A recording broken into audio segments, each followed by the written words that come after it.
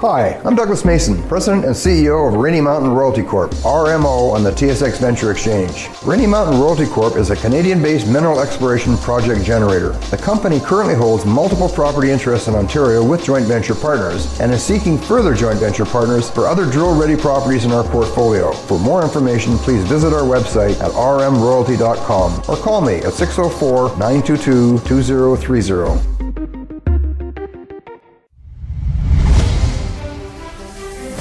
Welcome to the Goddard Report.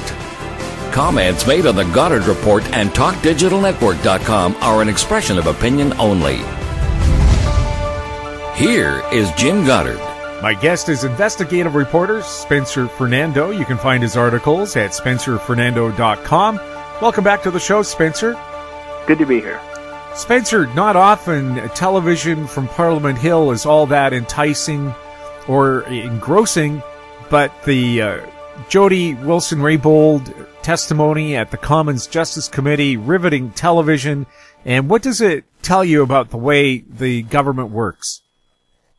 Well, it's definitely not a pretty picture. The story she told, which she really backed up with a lot of, obviously credibility, is quite disturbing. You basically have the government, it seems, trying to pressure her, influence her improperly, to really interfere in a criminal prosecution, to give a deal to a company that has big-time liberal connections, a company that's facing numerous corruption probes. And despite her repeatedly saying, no, I'm not going to interfere, no, I can't do this, no, we're not going to give them a deferred prosecution, they kept pushing and pushing and pushing. And Trudeau even brought up his status as a Quebec MP and brought up the Quebec election. So, and again, even under the deferred prosecution rules brought in by the government, you're not allowed to use political considerations. So it's not a pretty picture. The Liberal questioning her on the Justice Committee kept saying, well, as a prosecutor, don't you have two parameters, one being the probability of a conviction and the other factors?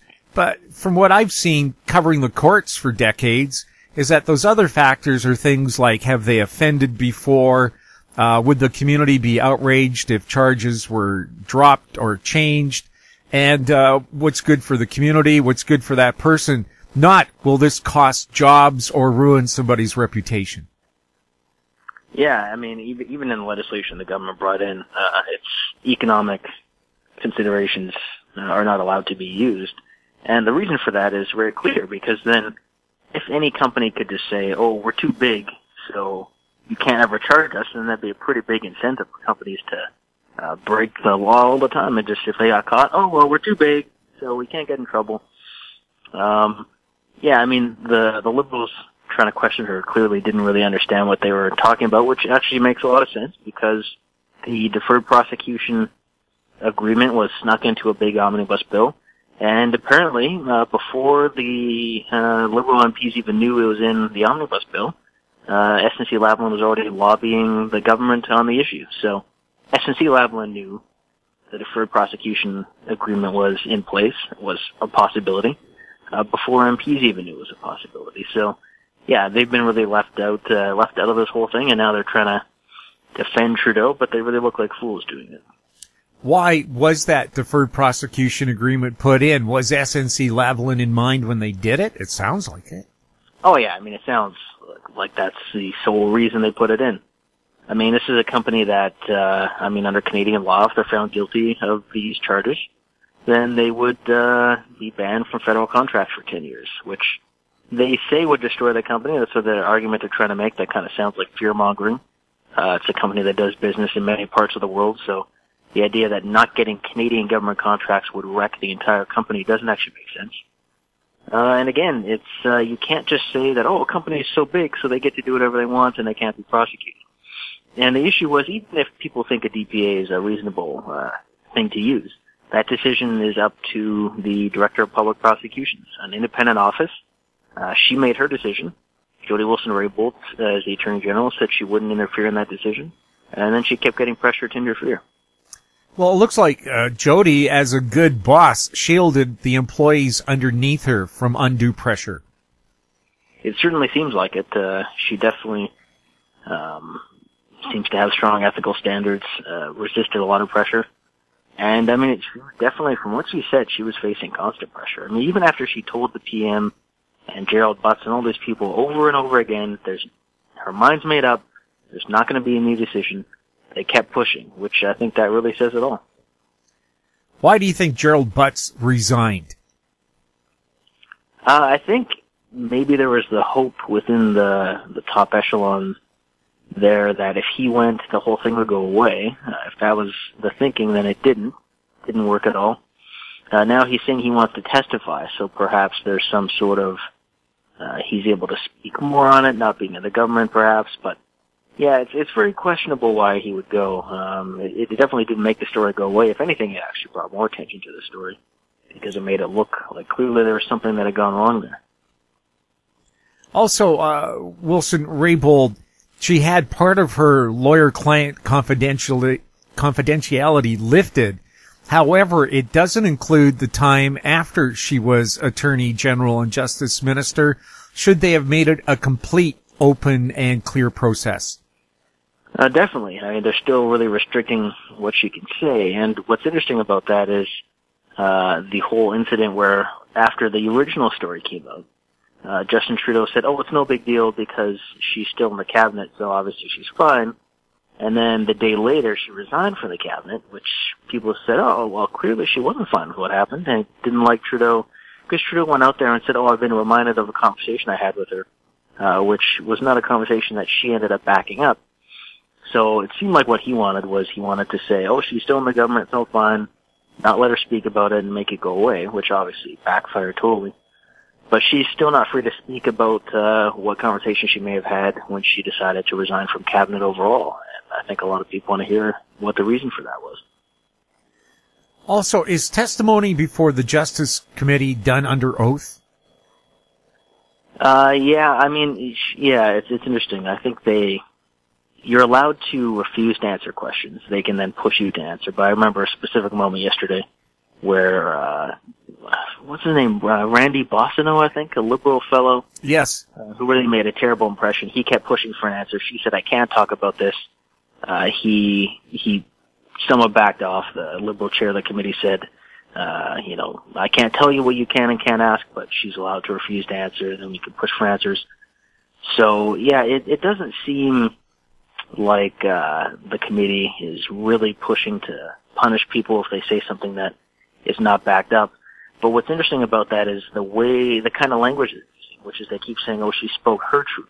So they're not willing to call her a liar, because I don't think they can. They have nothing to push back with. But they can't admit that she's correct, because then that would be admitting really quite a horrible impression. So they're kind of in this weird thing where they say, oh, yeah, well, she spoke her truth, and that's one version of what people feel happened, and then we'll hear from other people about their version of the truth. Which is an interesting way of kind of trying to call someone a liar without actually having the guts to say it. Did this illustrate that jobs in Quebec are much more important than jobs in other places like Alberta? Because if the government wanted to push to the very line of perhaps doing something illegal, what have they done to push for the pipeline construction? Have they pushed that hard? Well, I mean, exactly. I think that's the problem, is that in the energy industry, so people in the West will say, okay, so you had the oil companies that followed the law, and then the government made the laws tougher, which reduced the chance of pipelines getting approved. Then even when projects are approved, there's protests which blocks them. Often case, it's illegal to be blocking that, and the government doesn't do anything. And then you have legislation brought in that makes it almost impossible to get new projects built. So you have an industry following the law that keeps getting restrictions put on them. Then you look at Ontario, you've got the auto industry, and there's workers there who, thousands of jobs lost, and I don't even know, has Trudeau visited? Has any liberal big name visited? I don't think they've been too active in that. They released a few statements and said, oh, sorry, we can't do anything about it. But then in Quebec, you have, I guess 9,000 jobs at stake, and it seems like the government was willing to pull all the stops, push perhaps past the law, or at least pressure the law, to try to, as they say, save those jobs. And as I've said before, I don't think people would be upset if they acted the same way in every part of the country. So if the government pulled out all the stops, to save, the 100,000 jobs lost in Alberta, if they pulled out all the stops to save jobs in Ontario in the auto industry, and then if they pulled out all the stops to help in Quebec, I think people would say at least the government's interfering everywhere. At least it's equal, right? They're standing up for all Canadians. But when you only do it for one part of the country, then it clearly sends a message that you've got a government that really only feels like it serves one province and only really feels like it serves one company. And that's not what a federal government's supposed to be. Also, do you get the impression that if you're big business, the government might help you out, but if you're a small business, and small business provides the vast majority of jobs in Canada, you're on your own and perhaps will be attacked by the government? Well, yeah, Trudeau and them, they called small business owners tax cheats. They tried to raise taxes on family-owned businesses. So you've got family businesses that are getting the government trying to increase taxes and assaulting them. And then a company that is accused of some pretty horrible stuff, getting benefits. Just a few days ago, there's a report that SNC-Lavalin allegedly paid for prostitutes for Muammar Gaddafi's son when he was in Canada as part of an attempt to bribe the Libyan government. So that's the company that Trudeau is really bending the rules to help. I think that sickens most people. Well, the prostitutes need jobs, don't want them to lose work, right? Well, that's funny because, Michelle Rempel asked Trudeau about it, and he just gave the old canned response, our government stands up for Canadian jobs. So people were joking, is he talking about the jobs for prostitutes, or what's he referring to there? But yeah, it's quite interesting to see, a company that really should not be getting the government backing them up, almost seems in control of the government. You had the clerk of the Privy Council apparently talking to Jody Wilson-Raybould about the upcoming shareholder meetings of the company. Like, really? We're supposed to take into account shareholder meetings of a private company when deciding how to enforce the laws? That doesn't really sound like a democratic country. Well, if they don't want to prosecute SNC, what about environmental polluters and so on? Would they go after them? Or if they gave their particular party a big contribution, not go after them? Yeah, you have to either apply the rules to everybody or nobody. So if you're going to go, if the standard is that to protect jobs, the government bends the law, the problem is, where do you draw the line? You could have drug dealers. They could say, well, a drug dealer says, my focus is on creating prosperity for my fellow drug dealers in my game. And that's our number one focus, jobs and prosperity. And sometimes we have to bend the law a little bit to do that, but, it's just what we need to do. Where do you draw the line in that? You're basically saying borderline criminal activity is fine as long as it creates jobs. That's kind of the argument that criminal syndicates make. So to see the government kind of shading towards that perspective, I think that should concern people. Anything's justified to save jobs. That's very interesting. We'll have more with Spencer Fernando right after this. Avon Resources Limited is a gold exploration company with significant projects in British Columbia, Saskatchewan, and the Yukon. Trading on the TSX Venture Exchange, symbol ABN, and the pink symbol ABN-AF. Surrounded by world-class gold deposits and mines, Avon's 23,000 hectares Forest Kerr Gold Project is located in the heart of the Golden Triangle in northwestern BC. For more information, visit us at avonresources.com. Grand Portage Resources recently completed the 2018 drill program on its 100% controlled Herbert Gold Discovery property located in the prolific Juneau Belt in southeast Alaska. Drill results are expected through late 2018. Past drill results included numerous multi-ounce gold assays on multiple veins. Grand Portage trading symbols are GPG on the TSX Venture, GPTRF on the OTCQB, and GPB on Frankfurt. For more information, please visit our website, grandportage.com.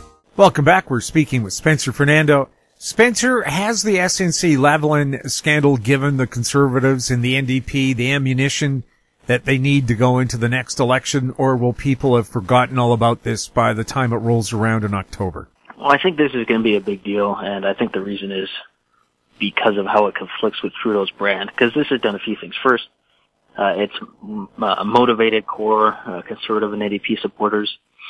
It just reaffirms what a lot of people already felt about Trudeau. But second, this is going to cut into his support. I think he got a lot of support because he was He presented himself as, the biggest friend of Indigenous people, and the most feminist prime minister ever, and that brand has been decimated.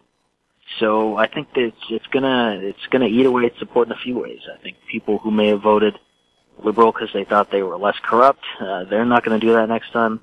People who thought he was going to be, a feminist, they're looking at this saying, okay, so it seems like the first moment that the first Indigenous female Attorney General confronted Trudeau on kind of the old boys club and the old way things are done, he got rid of her. So that kind of destroys his brand there. And, so it's going to help the NDP by, I think, pushing some progressive voters back to the NDP. It's going to motivate conservatives because it reaffirms what they think about Trudeau. And I think a lot of people who voted Liberal last time maybe just won't vote, or they'll just vote for somebody else. Do you think it would be a good thing in the Conservative or NDP platform to say we're going to get rid of this deferred prosecution agreement bill? I think so. And I think you also politicians need to start thinking outside the box, because right now the messaging is that there's only two choices: loss of all these jobs or the DPA. But that's not true at all. I mean, the government obviously interferes in the economy all the time. So as I tweeted earlier, it wouldn't be tough for the government to just give the big federal contracts to other Canadian construction companies, and as a stipulation in those contracts, say you must hire, add SNC-Lavalin workers, not executives, but working people at SNC-Lavalin, you add them to your company. If a company's getting a huge, massive contract, then they can afford to add a bunch of employees. So it's not like there's no other options. And I think people are thinking, this really doesn't seem like it's about jobs. It's really about, and as we saw in the testimony yesterday, the political concerns they had, which is even worse. If it was about jobs, then it's still not defensible, but that's not as bad as making it all about politics. But it seems really the main concern was actually the Liberals' political fortunes in Quebec, and trying to bend the law to help yourself politically, that's not acceptable. They say this story is playing out differently in Quebec. What's the difference between Quebec and English Canada? Well, when reading a bit about that, it seems the coverage in Quebec is starting to shift a little more to what it's like in the rest of the country. There's a National Post article today about how people there are starting to say that even though some people may want the DPA for the company, that it is starting to look like there was inappropriate interference from Trudeau on the justice system. So I think it's starting to break through in much of the country that whether people agree with the DPA or not, the way that all this has happened is not the way it should be going.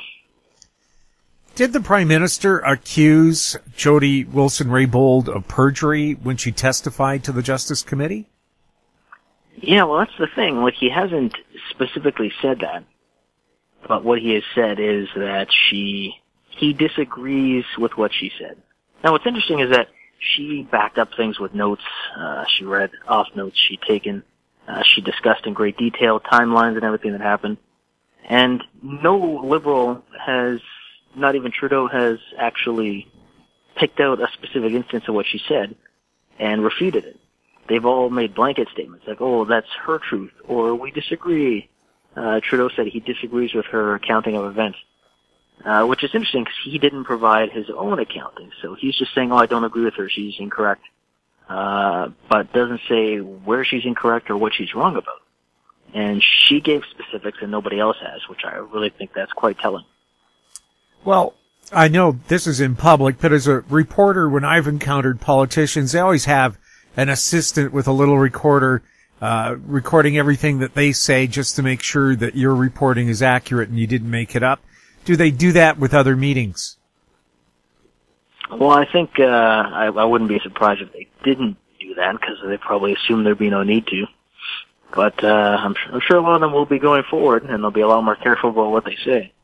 But it really seems like she was the one who took the most meticulous attention and care to take notes. And that puts her in a good situation and puts them in a bad situation because she gave specifics. They just said, oh, she's incorrect, but didn't name one area where they think she's wrong. So it kind of looks like she's telling the truth, and they're just trying to discredit her without having any backing up to do that. And why would she take notes unless she thought something untoward was happening? Exactly. It's obviously it stood out to her what was happening, and the repeated pressure. And one thing I think everyone needs to remember is the way this story has changed, or the response from the Liberals has changed, because at the beginning when the original report from the Globe and Mail came out, the Liberals just said, oh, this is false. The Trudeau just said, oh, no, the story's false. And then it said, oh, well, there were some discussions. And then it was, oh, well, maybe there was what could be considered pressure, but it wasn't inappropriate pressure. And it feels like the next line is going to be, yeah, we totally pressured her constantly, and we did it to save jobs, and that's what makes it justified.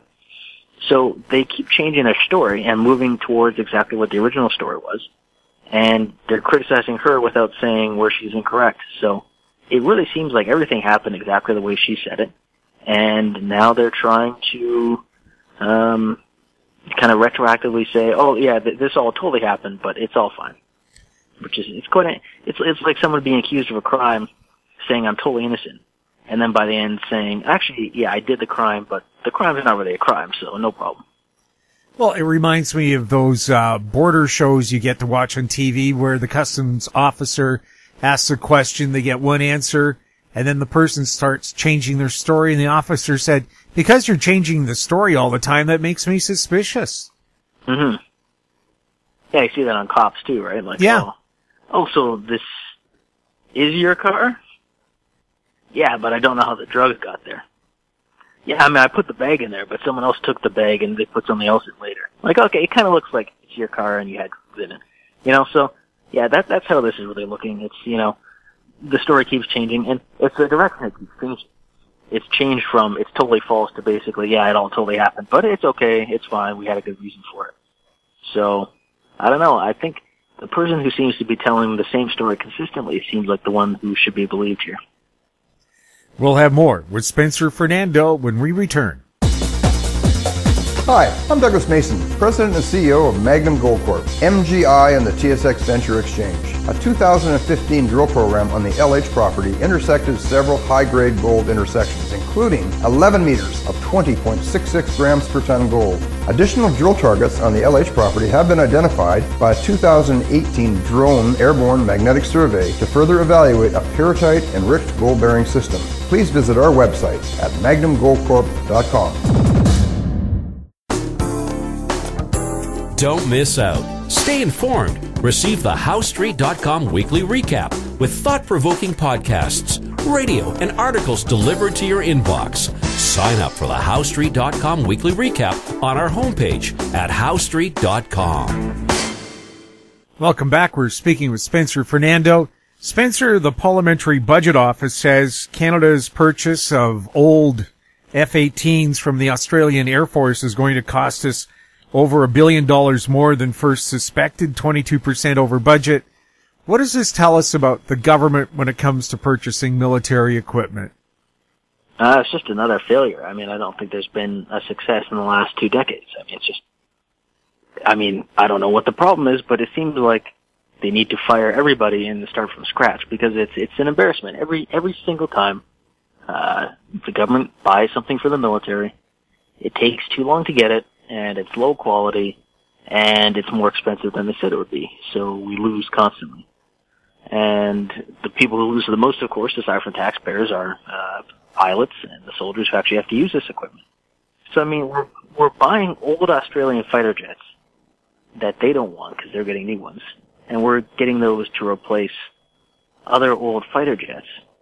And then it's going to cost way more than we originally thought. So I don't know who's in charge of procurement or what the problem is, but it seems like it always fails, and there's obviously some sort of systemic culture of failure in the procurement department because it's every single time. I mean, what was it, like 15 years ago with the, maybe actually more than 15 years ago, 20 years ago, the submarines, the 4 subs, and then none of them worked. They just spent tons of money just getting them to work, and most of them aren't working. Like, just, it's pathetic, really. Well, it's a false saving, isn't it? When you buy used equipment that's at the end of its life, you're going to spend a fortune trying to get it up and working. It's like Canada still keeping Sea King helicopters. And by the way, my sources tell me there are 50 perfectly good Sea King helicopters sitting in the U.S. desert. All you have to do is put modern avionics in them. They would cost $1 million each. There you go. You have a fleet of 50 for $50 million. Yeah. Not billions, millions. Yeah, they're just, I don't know what the problem is, but there just seems to be some sort of inability to either get any good deals and if there's one area where it's fine for the government to spend a lot of money, it's certainly the military. And often if you spend more up front, then you save money down the road. And the F-35 is a great example. Like, it was a total debacle at the beginning, but if you read about it, there have been constant improvements to the quality. It's become a much better plane. I mean, the technology is still quite advanced. And we've already paid into the program. Now we're still paying for it. So at some point you have to say, okay, should Canada have next generation fighter jets? The answer should be yes, obviously, or else we're totally outmatched by everybody else. And if we've already been paying for a program, then we should at least get a few of those. I also hear, too, that the pensions they plan to give to severely disabled armed forces vets will be less than the pension they used to get. Mm-hmm. Yeah, I mean, they totally broke their promise on the pension for life issue. And what's one of the many outrages of the government is that, what's his face? He's now he was Veterans Affairs Minister, but now he's moved. O'Regan, yeah. So a veteran who had been confronting the government on this, O'Regan accused that veteran of lying about the pension for life program because the veteran said, oh, no, this is not what you promised. O'Regan accused the guy of lying.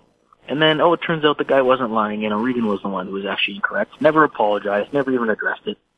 So you have a government basically that buys everything on the cheap, saves money on the backs of veterans, and then when people say, oh, this is unacceptable, they just attack veterans for it, which not quite what Trudeau said he was going to do in the campaign.